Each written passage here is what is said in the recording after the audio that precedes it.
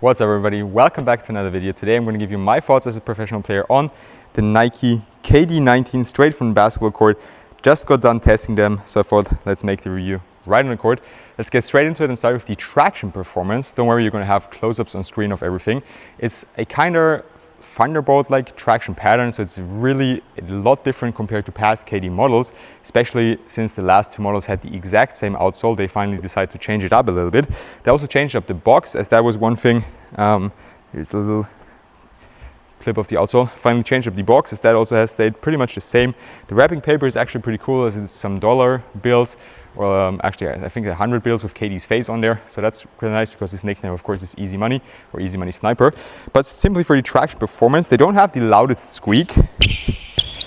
It does sound kind of loud here, but when I was trying them out, it didn't get as loud right here. You got to break them in a little bit, so it takes some time. Especially kind of the left pair is more silent than my right pair, which is kind of weird. The grip itself, I'd say it's good, but it's not as good as on the KD14 or the KD16, for example. Those were the pairs that I liked the most in the past. It's solid, but it's nothing all too crazy.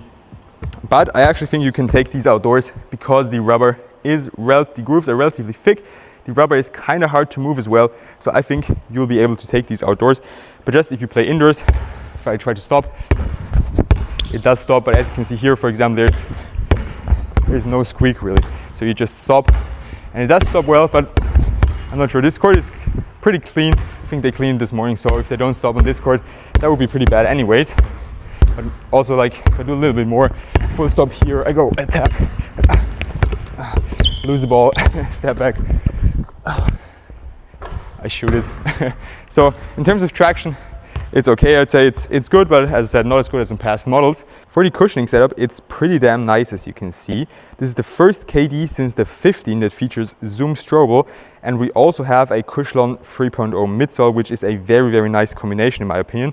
Zoom Strobel is my favorite cushioning setup from Nike, as it's bouncy, it's still responsive, and you have a lot of impact protection. One thing that's also very interesting about the shoe is that we have what's called a double lasted midsole.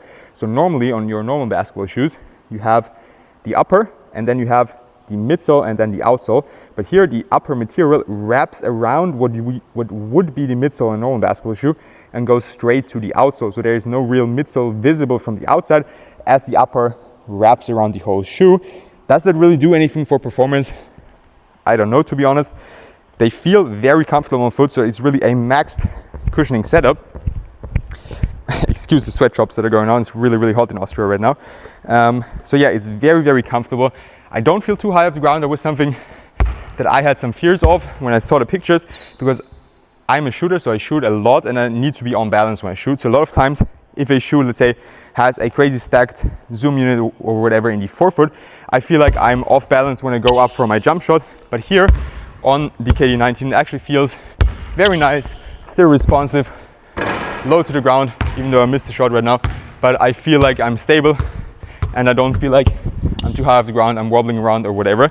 And I said the outsole actually could be durable enough for outdoors as well. This cushioning setup is perfect for outdoors, especially if you play on concrete courts, because that really puts a lot of stress on your legs, on your joints, especially the knees, the ankles. So if you have a nice cushioning setup like this, that's really a good thing. Of course, if you have a really good cushioning setup like here on the KD19, you also need good support features. Does the KD19 have that? In some areas, yes. In others, it doesn't. The thing that bothers me the most is that even though I lace them pretty tightly, put the camera down a little bit like a close-up, there is still some heel slip. So as you can see, if I hold down the shoe with my other shoe, unless it's really laced almost to the maximum that my foot can take, and I still slip out towards the back. And of course, if nobody's stepping on my heel, it's not that bad, but still, if I'm going full speed, I still have the feeling that my heel area is moving out of the shoe just a tiny little bit. And in my opinion, the reason for that is that they, similar to the KD18, used materials that are way too stiff and have the last lace loop too far in front. In my opinion, if the last lace loop would be a little bit further back, maybe also flip the camera a little bit from the top, then we can look inside like this, exactly.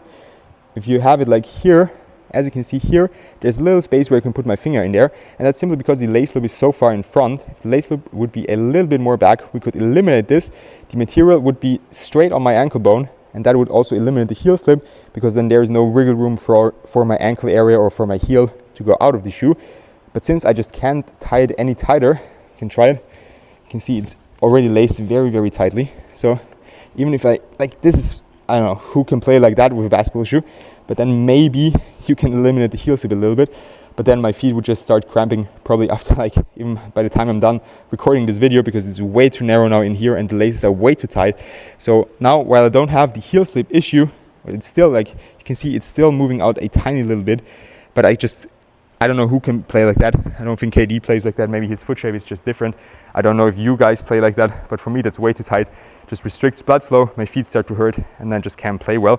So that's really the main issue that I have with the support features. It actually is a heel counter, so you would think that should eliminate the heel slip issues, but it just doesn't do it because of what I said of the lacing system and just the materials being way too stiff. One thing that's very positive about the support features though is that because the materials are so stiff, your foot isn't going anywhere laterally. And what's also very, very nice, or what I'm a big fan of, is this big outrigger right here that helps a lot with ankle rolls or just with stability, because you have a wider base. It's also nice for my jump shot. I have a nice wide and stable base, and as you can see, it's way, way better if I try to roll my ankle this way. This part right here will act as an outrigger, as it should, as it says in the name, and will stabilize your feet a little bit. So the whole time I was playing, the only thing I really noticed for the support issues was that my heel was slipping out of the shoe, unless I had it tied down really, really hard.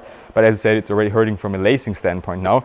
But laterally, or just moving side to side, I was perfectly stable. I never had any issues with I was about to roll my ankle or I felt unstable. Just the heel slip issue. Maybe it's the foot shape as well, because my feet are very wide. I know Kevin Durant's feet are very slim. So maybe if you have a very narrow foot, these will do a little bit better for you. I mentioned the materials already a little bit in the support category. They are extremely stiff, not breathable at all, and just very, very thick as well.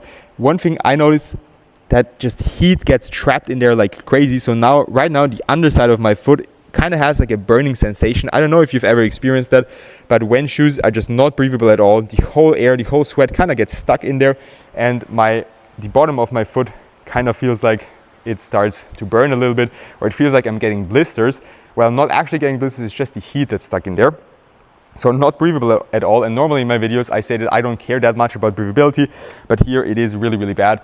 That might also be a thing if you play with these outdoors in a heat wave like we have right now in Europe, then your feet are probably literally going to burn, so I wouldn't recommend that. One positive about the materials is that there are padded, so really here in the heel area you've got a lot of pillows, some Achilles pillows, the tongue is nicely padded, but that's pretty much it, because the breathability is terrible. As I said, the overall feel of them also isn't that great. They do break in, so they get a little bit softer, but it's just so much going on there. So maybe if you like retro shoes, if you like OG shoes and OG vibe to that, maybe go for it, but it's really hard for me to recommend it because I just wouldn't play with them because of the heel slip issues. And the shoe overall is just also very heavy, pretty bottom heavy as well. Just when I'm holding them like this, kind of feels like the shoe is getting pulled down to the earth. So like gravity, of course, explained here, but they are very, very heavy. And I don't really know what Nike was thinking. Yes, the design is cool. There's some really cool colorways, but that's not everything we need in a basketball shoe nowadays, because there's so many brands already, so many shoes that have way better performance. Retail price around 155, 160 euros is okay-ish, but you can get better performance from other brands, even from Nike for that same price, or just on sale. So in my opinion, this is just not enough to have a shoe that looks good. We also need good performance in combination with that. I was just testing the Joker 1 GT SE and the Joker 2 GT yesterday, because I got some new colorways, and I was thinking, if these were produced from Nike, like if I'm comparing them, that's like the level of the LeBron 20, the GT Cut 1, maybe the Kobe 5 and 6. So in the last 5 years, Nike has produced 3 shoes that are similar in terms of performance to those shoes. And they were back-to-back from 361 back-to-back years, so like 6-7 months apart. And in my opinion, that's also the standard that Nike should implement in their basketball shoes.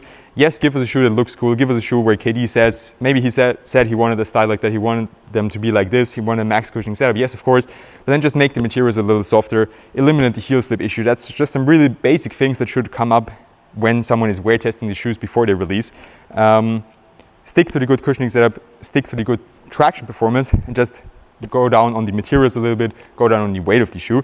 So overall, if I had to put them on my scale of 0 to Book 1 / Joker 2 GT / Wave Weight 12, I'd probably give them like a 7 out of 10, maybe a 6.5 out of 10. It depends a little bit on your foot shape, but it's probably not a shoe that I'm going to be wearing a lot. Maybe if I want a pair that looks cool for just a shooting practice or a shoot around or whatever, then I can go for them because, as I said, the cushioning is nice. Or if I really need that max cushioning setup, but even then I would probably go for something like the Kobe 3 Pro Tour or whatever. With that being said, that's all I have for you today. Hope you enjoyed this review style as well. Let me know in the comments down below if you want more of that, or if I should stick to sitting in my studio and just having clips of the shoes on screen. Also, let me know your thoughts on the KD19 if you have tried them. Will you get a pair? Will you not get a pair? One thing I forgot to say is if you want to cop them, you can find an affiliate link to Kicks in the description box below. Big shout out to them for sending this pair over, and you can also use my code Lucas for a 5% discount. And as always, I'd really appreciate if you could leave a like on the video and subscribe to my channel. Have a good one and see you next time.